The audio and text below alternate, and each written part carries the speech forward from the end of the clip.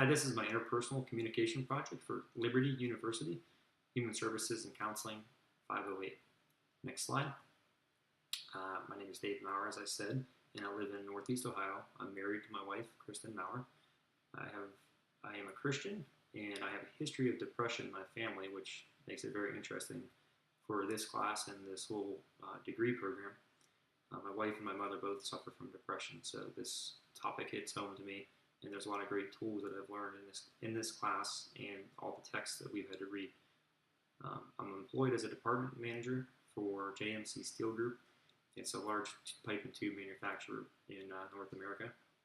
I have to manage upward and downward with both salaried and hourly employees on a daily basis, speak to external and internal customers as well. Next slide. Defining interpersonal communication.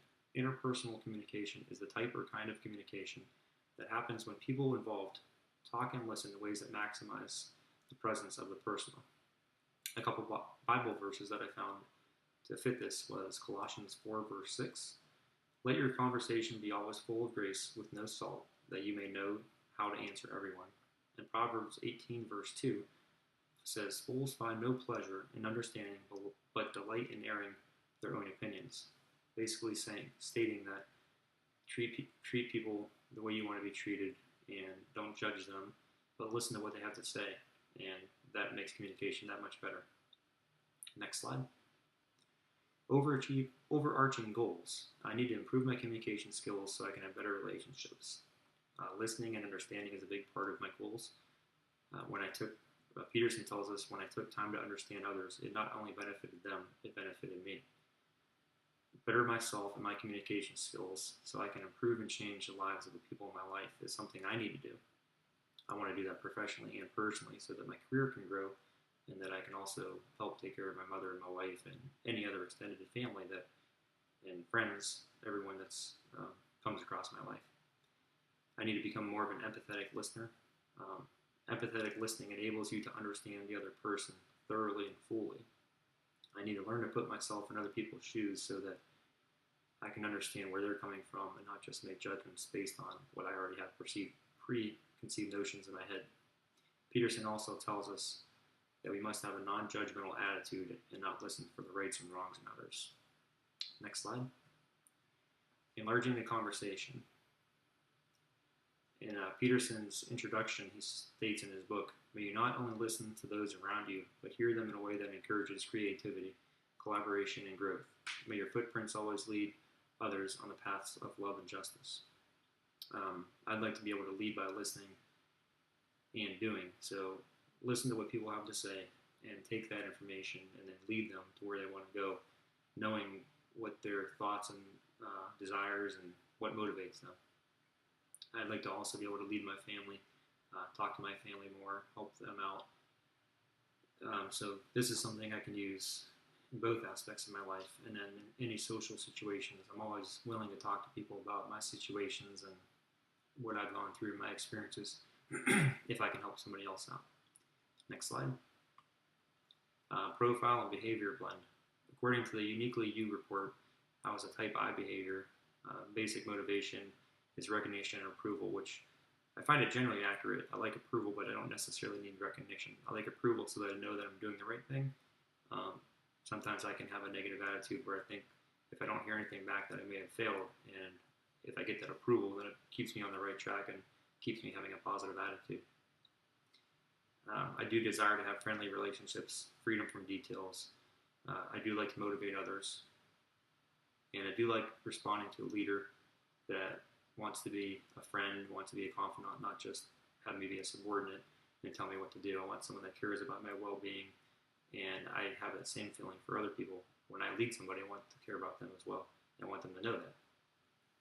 I do need to learn how to manage my time better. Sometimes I take on too many tasks, and I do procrastinate. And those are some of the things that came up in the Uniquely You report. Next slide. In my eyes, others see me as friendly and compassionate. I show my feelings more openly than others sometimes. I think I am a good leader. I have good people skills. I'm trusting, but sometimes naive. Sometimes I can have people tell me they're going to do something for me, and then they don't end up doing it. And then I I am responsible for answering for that at work. And other times I have friends that maybe have taken advantage of me because I am a nice guy, and they'll take advantage of me, and I trust them, and then I end up losing their trust. Next slide. My background, I am a Christian. I have two divorced parents. This affected my communication. At the time, it was very hard for me to communicate. Looking back on it now, I know that it was very important that I should have communicated and not held everything in. It would have been better for myself and for both of my parents if I could have done that. Now, after this class and that I've matured, I've made a good relationship with both my parents, and I've grown to be able to communicate with both of them very well. I have good experience at work that has helped me to manage upward and downward. I've had to discipline people in the past. Sometimes I've done it wrong. Different people need discipline to motivate them. Some people need money. Some people need just encouragement. Everyone is different, and one of the things I've learned from having to discipline and hold people accountable is all the different personalities that are out there and how you have to learn to talk to them. Motivating people as well. Everyone is motivated by a different method. Personally, I have a lot of experience counseling depression with my mother and my wife, with both of them having suicidal thoughts, and that's one of the most difficult things that you can ever talk about, and being able to talk about that with both of them has helped me to talk about that with other people in my life. Next slide.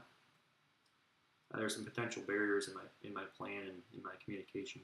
Sometimes I am too optimistic and trusting, as I said.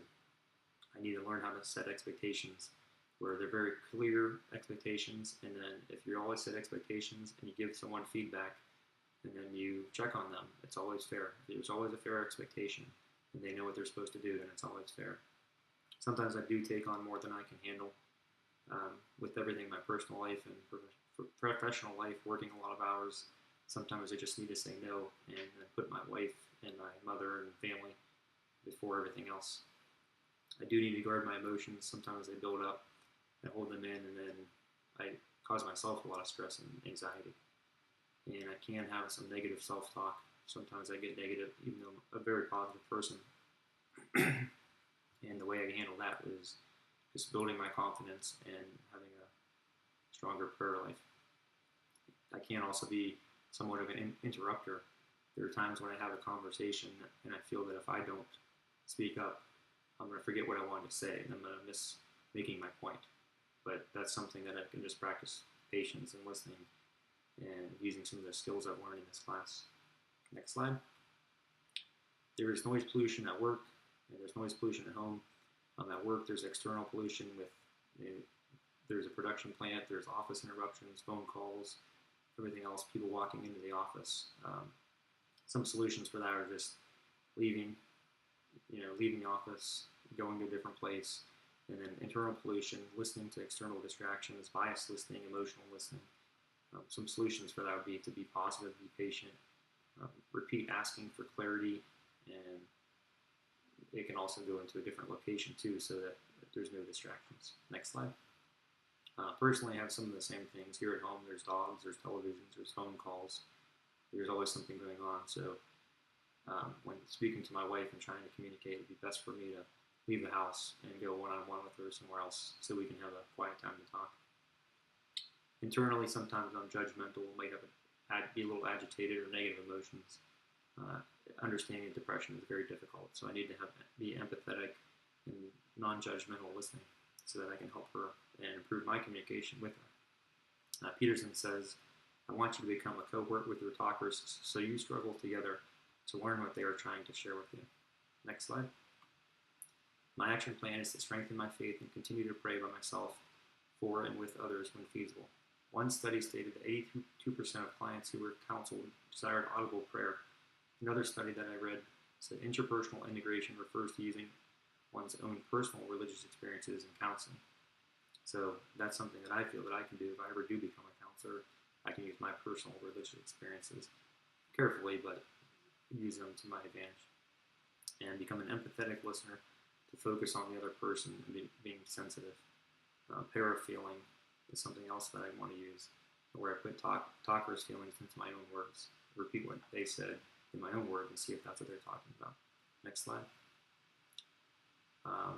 My action plan is to avoid the flat brain syndrome. To remain open, don't think that others are always the problem. Don't allow hearing and seeing to be skewed, and don't allow my mouth to work overtime. I need to be quiet at times and let other people talk and just rest my mouth for a while. And then lastly, just continue my coursework at Liberty University. Continue reading the material that we have in this class. It's good tools to keep on the bookshelf. Set aside time for communication that's actually scheduled for my professional life and personally, so that there's communication scheduled time so that someone knows that you're trying to be, you actually care about them and you're setting aside your own time and avoiding any other distractions. Thank you for watching my presentation.